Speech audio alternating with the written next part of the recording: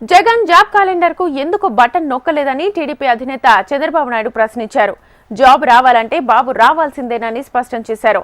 64 రోజుల్లో టీడీపీ ప్రభుత్వం రాబోతోందని ధీమా వ్యక్తం చేశారు.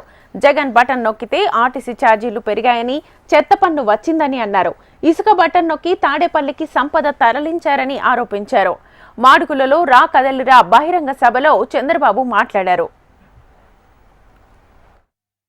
బటన్ నొక్కుడు మాటున ఎంత నొక్కాడో ఒక్కసారి మీరు ఆలోచించండి. దీని మీద ఎంత భారం వేశాడో ఒక్కరు ఆలోచించుకోండి. 10 రూపాయలు ఇచ్చేసి 100 రూపాయలు దోచిన దొంగ, గజ దొంగ ఈ జగన్మోహన్ రెడ్డి అని చెప్పి మరొకసారి విజ్ఞప్తి చేస్తున్నా.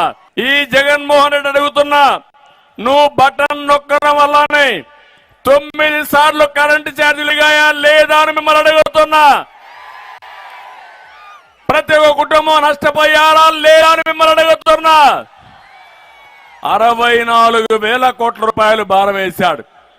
అదే తెలుగుదేశం హయాంలో 5 ఏళ్లలో ఒక్కరోజు కూడా కరెంటు ఛార్జీలు పెంచకుండా నాణ్యత కరెంటు ఇచ్చామా లేదా అని మిమ్మల్ని అడుగుతున్నారు.